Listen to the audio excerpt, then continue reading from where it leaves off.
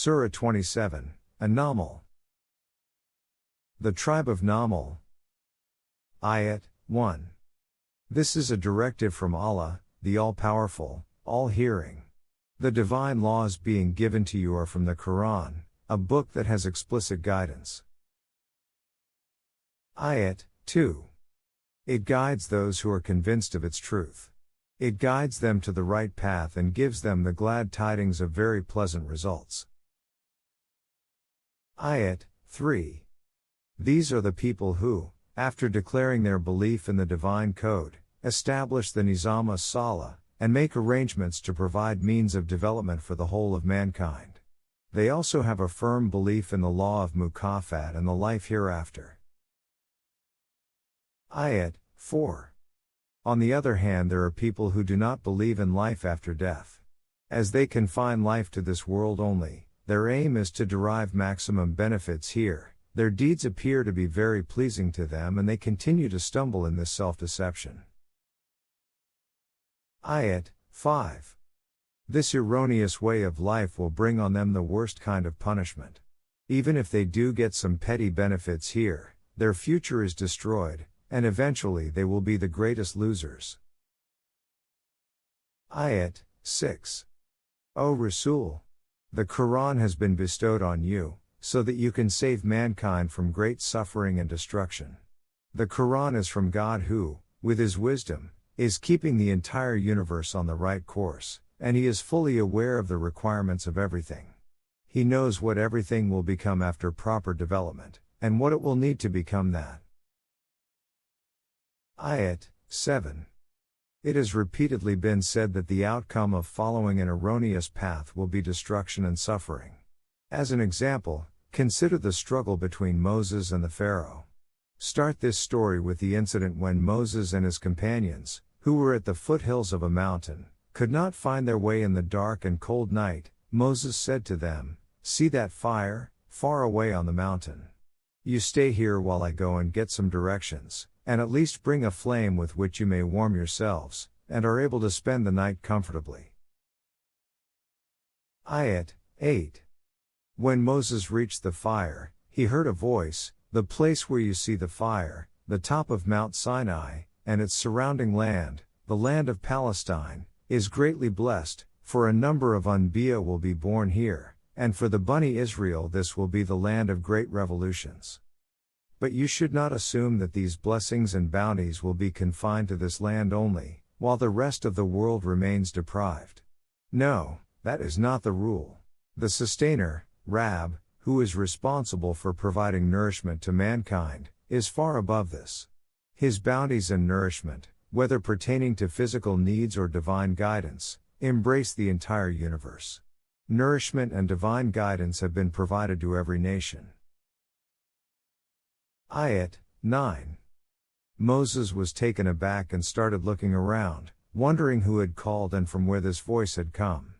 Thereupon, the heavenly voice said, "O Moses! The voice is from your God who is extremely powerful and rational. His strength and wisdom will become obvious during the struggle that will confront you shortly." Ayat 10. Thereafter, various directives about the mission were issued to Moses, present, before the Pharaoh, these directives which are conclusive and a great source of strength for you. When Moses realized both the importance and the difficulties of this task, he felt as if he was being asked to deal with a live python. Moses thought of turning back. He was also afraid of going to the Pharaoh. Thereupon the voice called out, "O Moses, fear not. When we are with our messengers, there is no reason for them to be afraid of anything." Ayat 11. Nor should that person be afraid of a mistake he has made unintentionally, particularly after undoing the same and thereafter taking the rightful balanced path. This is because in our law of mukafat there is a provision to keep a person safe from the ill effects of his previous slips and to keep on developing him. If you are afraid that the completion of the mission will be difficult because of that incident in which you killed a man by mistake, you should forget even the thought of it. Ayat 12. In support of our directives we then gave him clear and convincing signs which could enlighten those who utilize their intellect and wisdom.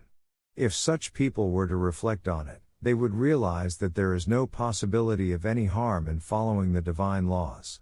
In fact, the divine laws are full of good.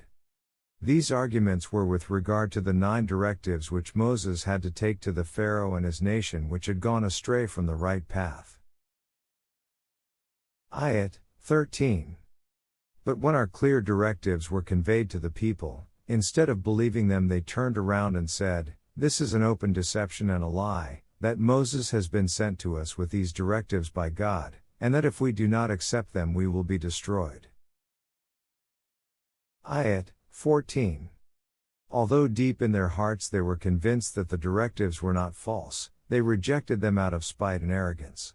You can thus see the end of the people who created chaos in society.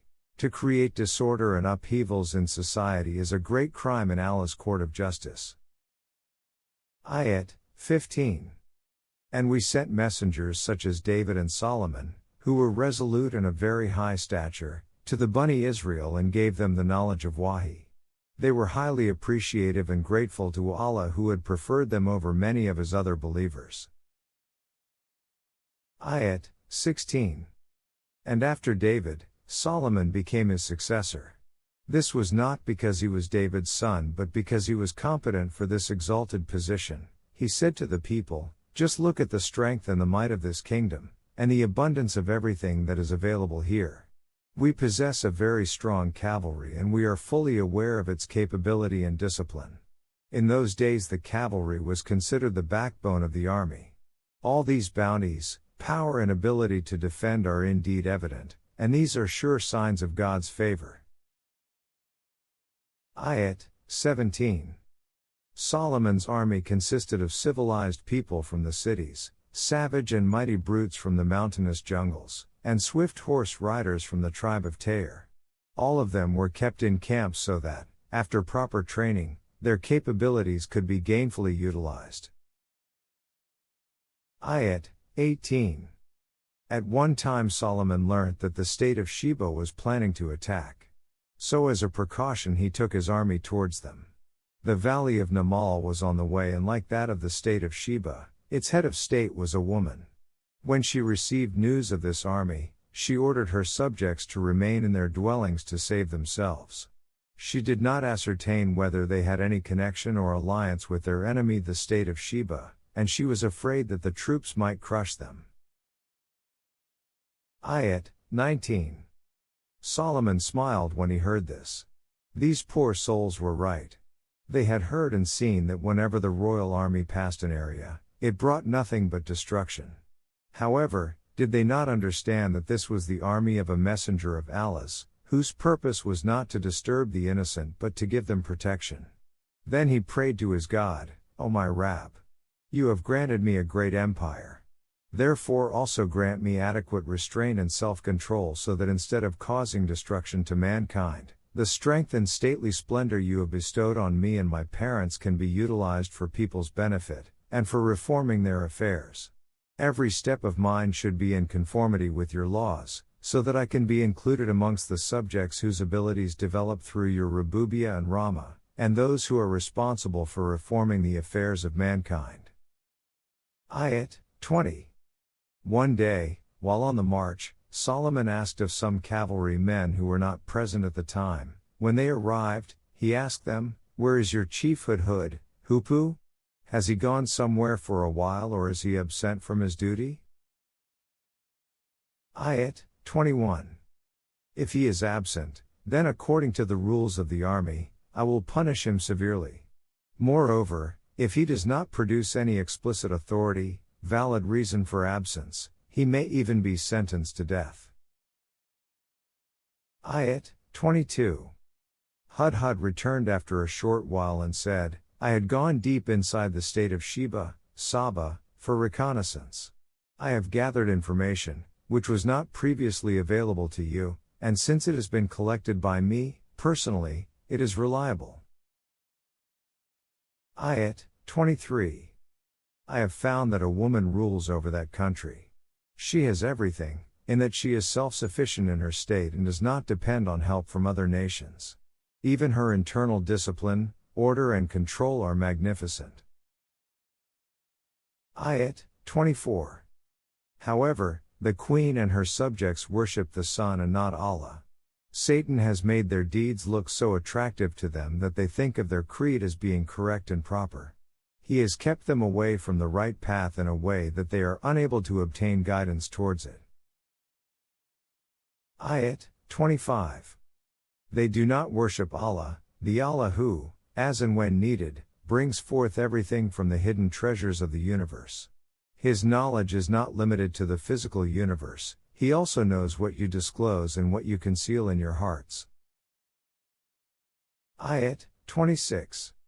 He is that God, other than whom no one else wields complete authority in the universe, and it is He who holds the central control in His own hands. It is surprising that in spite of living in such a large kingdom they cannot understand this. Instead of such an authoritative entity, they consider the sun, which does not have control even over its own rise and setting, to be their God. Ayat 27. Solomon said, "We shall soon see how much truth there is in your statement. It is necessary to verify statements issued by news agencies." Ayat 28. Take my letter and deliver it to the authorized persons of Sheba. Then get away from them, but wait there to see their reaction. Ayat 29. After reading the letter, the Queen of Sheba called a meeting of her advisors and, she said, "Oh, my advisors! I have received a letter which has been written in a very noble and dignified manner." Ayat 30. This letter is from King Solomon and its message is that Allah's attributes of Rahman and Rahim, of providing means of development to all, should be made available to all mankind. Ayat 31. The gist of this letter is, do not rebel against me. Rather, surrender to the divine laws, follow them and come here. Ayat 32. After reading out the contents of the letter, she addressed her courtiers and said to them, "Think about the problem and advise me on what we should do. You know that I do not take a final decision on any matter until I consult you." Ayat 33. They said, "If Solomon has a mighty and powerful army, we too are not timid or weak. We are a strong nation of warriors and we too are endowed with power. Therefore there is no need to worry about this. However, this is the only issue on which we can give you full assurance. Because on such issues the final decision has to be yours, before deciding you should also think about other aspects. We will act according to whatever decision you take, and we are waiting for your orders." Ayat 34. She said, "I am confident that you will not hesitate to go to war, but the fact cannot be denied that whenever kings invade a country, they destroy it. They even change the social life of that community, whereby the nobility and leadership are humiliated. This phenomenon is not particular to all kings, but this usually happens in such circumstances and will also happen in the future. As such, there is no reason to believe that this king will not do the same. Accordingly, my idea is to avoid war as far as possible." Ayat 35. Therefore, for the time being, I am sending some gifts and will wait for their reaction. Perhaps they will give up the idea of waging war against us. Ayat 36. When the queen's envoy came to Solomon with the presents, he said, "Do you want to entice me with wealth? You should know that the wealth and treasures which Allah has granted me are better and much more abundant than what you have. Therefore your wealth cannot tempt me. The gifts which you have brought may be a source of pride for you, but not for me. The thing which is of value to me is that you submit to the divine laws." Ayat 37. Now return to your people and tell them, since you have not accepted our terms, there is no alternative for us but to invade you with forces which you will never be able to defeat. We shall drive you out of your country with humiliation and consequently you will spend the rest of your lives in subjugation. Ayat 38. So the envoy returned and Solomon decided to attack. He addressed his courtiers and said, "I think that, before the people of Sheba come out of their abodes to fight and surrender after defeat, it would be better to capture their control center. Perhaps in this way they will come to terms without the need to wage war." Then he asked them, "Who amongst you can fulfill this task?" Ayat 39. A stalwart who was a courageous, bold and skillful leader of the savage tribe said, "I will accomplish it in no time, so quickly that the queen and her government's control center will be at your feet before you leave this place. I am capable of doing the task and I am trustworthy." Ayat 40. Another chief who was aware of the correspondence mentioned earlier said, "I can accomplish this mission even quicker, so soon that the Queen of Sheba will be facing you in complete submission within no time." The mission was entrusted to him and he accomplished it almost to perfection. When Solomon saw the loot of the war, he bowed before his Rabb in humility and said, "Victory like this against another powerful nation was only possible with the means and the equipment which he has provided us. He provides such opportunities to see whether I utilize correctly the might, power, wealth and dignity that he has provided me, or whether I waste them erroneously. It is obvious that any nation that utilizes them correctly and positively will benefit, while that which wastes them will suffer. It brings neither any benefit nor loss to my Rabb. All this is for human beings only. God is absolutely free of needs and does not require anything at all from the produce of human labor. He possesses everything in great abundance." Ayat 41. But this victory was achieved in the battlefield and they had not captured the whole capital city. Solomon directed his troops, without causing too much damage to other places, to attack the capital with such force that it would be destroyed. With this plan it was possible that the governing leadership might surrender. Ayat 42. The strategy worked and the Queen of Sheba surrendered. When she came before Solomon, he asked her, "Was it because of your wealth and power that your nation became so rebellious?" She replied, "Yes, such was the nature of our wealth and power, and we had in fact realized this earlier. We are now your humble subjects." Ayat 43. In fact, she could have accepted Solomon's superiority much earlier, but she was hindered by the religion of her people, namely the gods which they worshipped instead of Allah. They were under the impression that these gods would come to their rescue and make them victorious. However, that hope turned out to be false. Ayat 44. Their relationship then became cordial and Solomon invited her as a state guest, and made arrangements for her to stay in a grand palace with glass flooring. She had never seen such a palace before, and when she saw the reflections of the walls and the floor, she was puzzled and deemed it to be an expanse of water. Seeing all this pomp and show, Queen Sheba inquired from Solomon how he had obtained such abundant goods, luxury and comfort. Solomon replied that in a land where the divine system of Rububiyah is enforced, all these things do become available. Upon this Queen Sheba said, "O my sustainer! I had erred by leaving you aside and opting to obey other false deities. I was in fact in darkness. Now the reality has dawned upon me, and therefore I will obey the God who guarantees the development of mankind. I will obey Solomon. We are both his subjects." Ayat 45. That was the story of Solomon and Queen Sheba, who by surrendering to the divine laws saved herself from destruction. However, there were other nations which, in spite of warnings by their Rusul, messengers, did not leave their erroneous path and were subsequently destroyed. One such nation was the tribe of Thamud, to whom we had sent Salih. He was one of their brethren.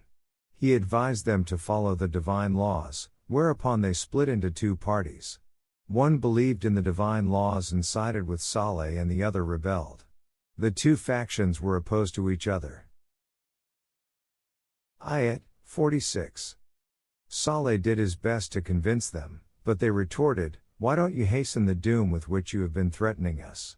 Thereupon Salih said, "Why are you becoming your own enemy and asking for the doom and destruction to be hastened before the pleasures of life have been bestowed on you? Why don't you seek protection from Allah, rather than calling for destruction?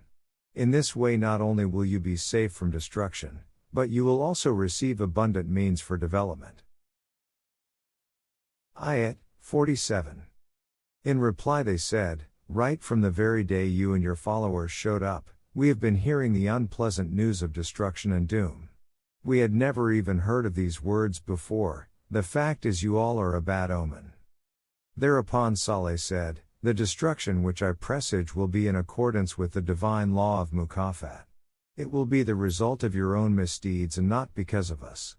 But apparently you will not understand this until you are put through a painful, burning crucible. Ayat 48.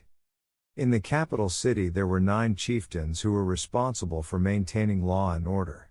They, however, were the root cause of evil and disorder in the land. They would never allow the people to reform. Nations depend on those who administer the government and have control and authority. They are the ones who can misguide the people. But if they are reformed, then society too can be reformed. Ayat 49.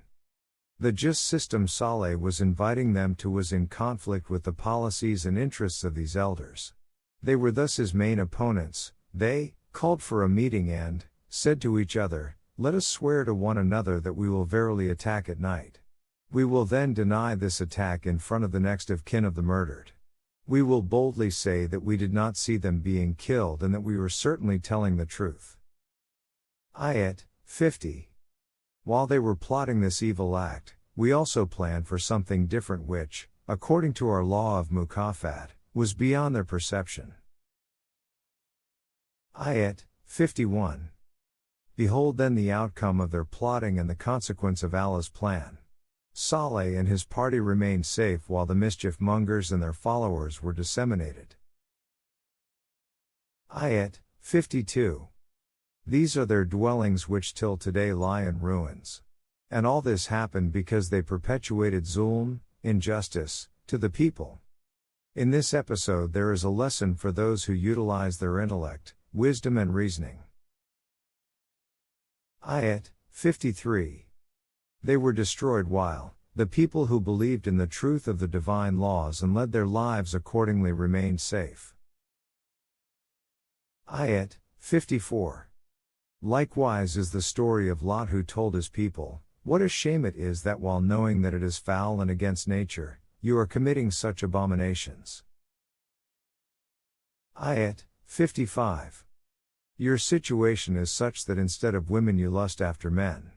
This surely shows your ignorance. Ayat 56. The people did not have any answer, but after consultations with each other, they decided to expel the members of Lot's party from their township, saying that people who pretended to be so pious could not live with them. Ayat 57. But we saved Lot and his companions from their aggression, except for his wife who, owing to her own mentality, was destined to stay with those who remained behind. Ayat 58. Hence we rained volcanic stones upon them. How dreadful this storm about which they were in fact forewarned, was. In the light of this historical evidence, the praiseworthiness of Allah's law of Mukafat which destroys those who do zulm, should be clear to you. He protects those who obey these laws by separating them from the Zalimin. If there was no law of Mukafat, then if one group somehow came to power it would continue to suppress others and there would be no one to stop them. Now think whether the supremacy of Allah and His law of Mukafat is the best, or whether it is the law of those you ascribe as partners to Him. Ayat 59. In the light of all these historical events one thing must have become quite clear to you, that it is Allah's law of Mukafat that is worthy of all praise and which ultimately destroys all those who commit aggression, and He protects those who obey His laws by keeping them away from the Zalimin, usurpers, oppressors. If Allah's law of Mukafat had not been in force, then such a group, after coming into power once, could have continued to commit aggression upon others and there would have been no one who could have stopped them. Now it is up to you to think whether the supremacy of Allah's law of Mukafat is better, or of other forces to whom they ascribe a share besides Him. Ayat 60. In order to establish the fact that only Allah's law is in force in the universe and that no one else shares this domain, just ask them, who is the one who has created this universe? And who sends down rain from the clouds for your benefit, and from its water grow delightful gardens? It is not possible for you to germinate even one single tree without these gifts, the essential ingredients of land, water, air, sunshine and heat, of Allah. Now tell us, is the law and authority of anyone else in force besides the supremacy and authority of Allah's law? Is there any other ilah besides Him? If they think about it dispassionately, there would be no difficulty in concluding that all this happens in accordance with Allah's and only Allah's law, and that therefore there is no other being in the universe that can be called ilah. However, the difficulty is that instead of going straight, these people swerve from the path of reason and deviate under the influence of their desires. Ayat 61. Ask them again, who is the one that has made the earth a fitting abode where everything can stay firmly, in spite of its fast rotation, and who caused the rivers to flow on it and set upon it firm mountains, and placed a barrier between the two great bodies of flowing water? Now say, is there any other being who can be a partner with Him in authority, discipline and order? If none, then how can anyone else be ilah besides Him? However, these people do not use their knowledge and wisdom, but take erroneous paths due to ignorance and superstition. Ayat 62. Then ask them, who is it that responds to the cries of anguish and distress of the oppressed and helpless people when they ask for assistance from His law?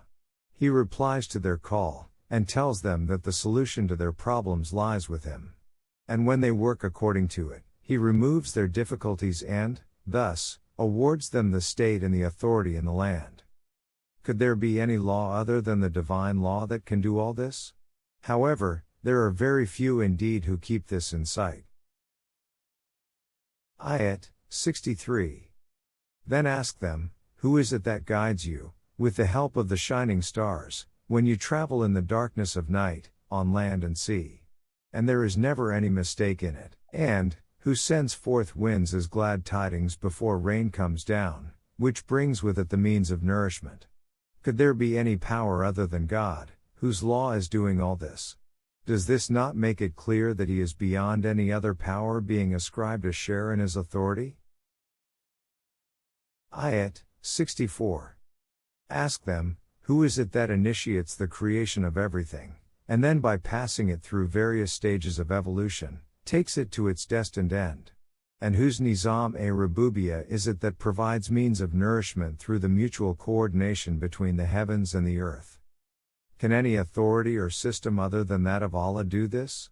If you think that it is possible, then bring forth proof and evidence in support of your claim, because all our claims are based on reason and rationale, which can only be rebutted rationally and with reasons, which you cannot produce. Ayat 65.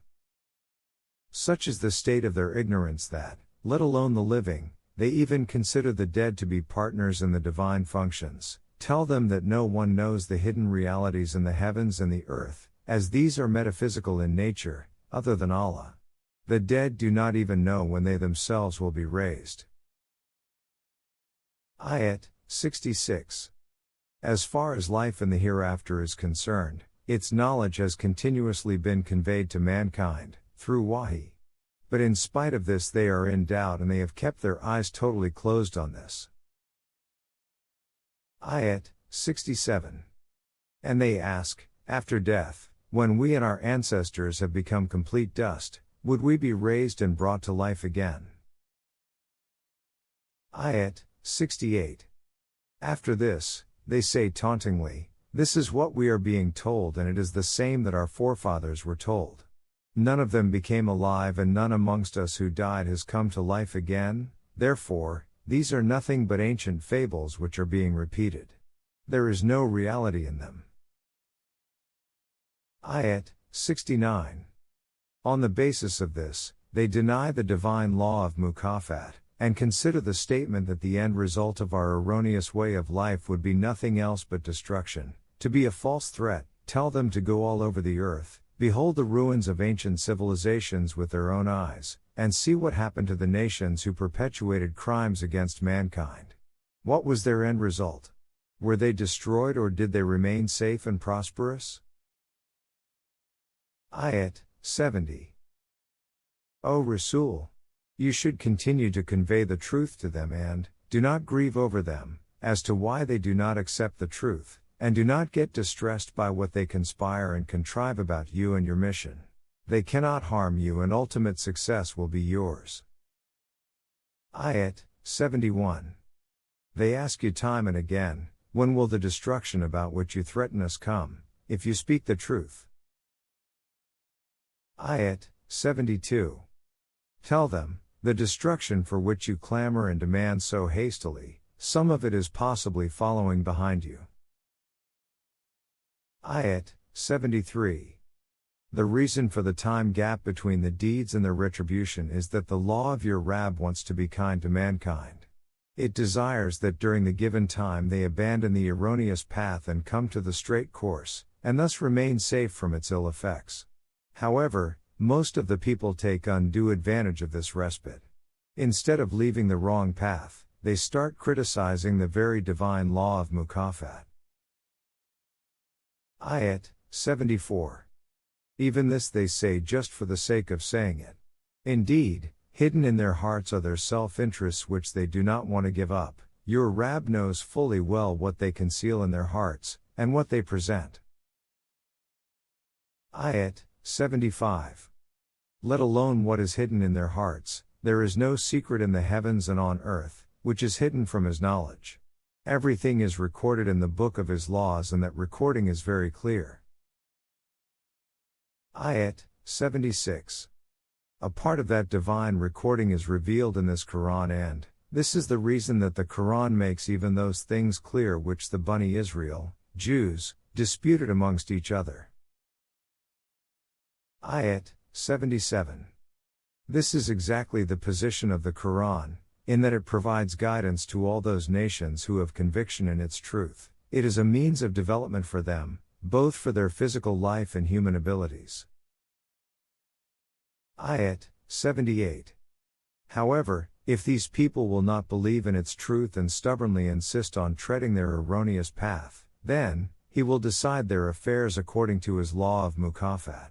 He enjoys absolute power to implement His laws. His decisions are based on knowledge and wisdom and are not taken randomly. Ayat 79. So, O Rasul, keeping complete trust in the firm and unchangeable divine laws, continue to proceed ahead in the trust that your course is absolutely correct and truthful. Ayat 80. And do not get disheartened because they do not listen to you, although what you say is based on truth, knowledge and wisdom. Only those who use their minds and rationale can ponder on this. How can anyone who is drenched in his emotions and devoid of his faculty of thinking, do so? Therefore, do not be disheartened that they do not listen to you. You can only talk to those who are living. You can neither make the dead listen to you, nor can you make the deaf hear your call, particularly if their attitude is such that they turn their faces away when you call them. Ayat 81. Neither can you show the straight path to the blind, those who do not even want to open their eyes. The only people who will listen to you are those who are willing to do so and are prepared to ponder over what is being said to them, and thus, believe in the truth of our laws and thereafter submit before them wholeheartedly. Ayat 82. Our method is that for the nation which does not believe in the truth of our laws and lives an erroneous way of life, when the time is ripe to culminate the end result of their deeds, someone or some other party from that country, or another nation, stands up and tears them apart surgically, and gets rid of the rotten elements. In this way they cure their delirium of power and bring it under control. It is possible that the Jama, group, which performs this surgical operation is the harbinger of the divine order, and it may also happen due to a clash between rebellious forces. Ayat 83. According to the same principle, there would be circumstances or eras in history when instead of one person or a party, numerous parties or nations would rise up causing an international war. Whereupon, all the forces and nations which oppose our laws take part, become weakened as a result of this clash and thus stop spreading the disorder further. Ayat 84. When they are weakened due to these clashes and are brought before us in this condition, they would be told, "You have been blindly opposing the divine laws and have never once tried to understand them rationally or with wisdom.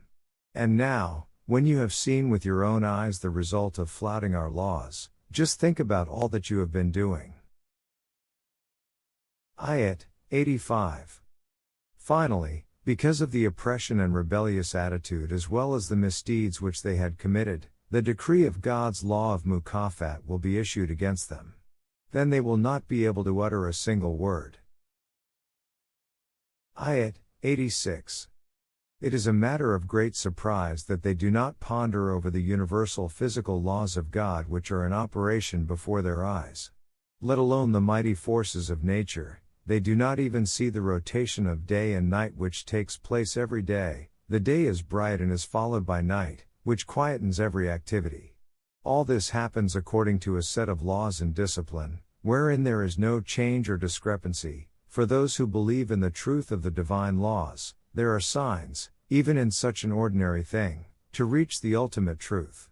The truth, that just like the law which regulates the movement of the day and night, there are similar unchangeable laws governing the rise and fall of nations, as well as for life and death. Ayat 87. According to these laws there will be a universal clash, as has been mentioned before. At that time, the trumpet of war will blow and the terror shall be so immense that all creatures will be in shock, except those, which have led their lives according to the divine laws of Mishia. Also, at that time, all the rebellious nations will bow before the divine law in utter humility. Ayat 88. Then you will see the big mighty lords, whose might you thought was so great that there was no one who could move them from their base. These lords will become so weak and light, that they will float like clouds which are being carried away by gusts of wind. All this will happen as per the divine law of mukafat, the law of Allah who has created everything in a stable and appropriate way. As such, man-made laws and ways of living will not be able to face the divine laws, and He knows fully well what you do and what the result of these deeds shall be. Ayat 89. In that era the nation that lives constructively and according to the well-balanced divine system, will receive better rewards than what they had strived for. They will also remain safe and secure from the horrors of that revolution. Ayat 90. And those who will insist on living a life of an unjust and unfair system, will be thrown headlong into the destruction, which will burn away their total assets. And they will be told, "This is but a just requital for what you are doing. Your own deeds are confronting you in the shape of destruction." Ayat 91. After explaining these facts tell them, "O Rasul, I have been commanded to obey with complete compliance the laws of the Rabb of this city, of Makkah, which he has made worthy of reverence and respect by all human beings. As one day it has to become the reason for the establishment of humanity. The fact is that everything is contributing towards the fulfillment of the program ordained by Allah. This is why I also have been commanded to strive for the fulfillment of this program, by submitting to His laws." Ayat 92. That is, I continue to follow the Qur'an. O Rasul, you should do this yourself and then tell people to remember, whoever amongst you follows me on the straight path, will derive benefit, and the one who treads the wrong path will bear its consequences himself. My only duty is to convey to you in absolutely clear terms, how destructive the consequences of your erroneous way of life will be. Ayat 93. And tell them, you can go on opposing it to any extent, but the divine system will be established. This will be a living example for praise and appreciation of God. It will bring its clear signs before you in such a way that you will yourself recognize that this is the same society about which you were being told. On the other hand, the destruction that will befall you will be the result of your own doing, because the divine law of mukafat knows very well all your deeds.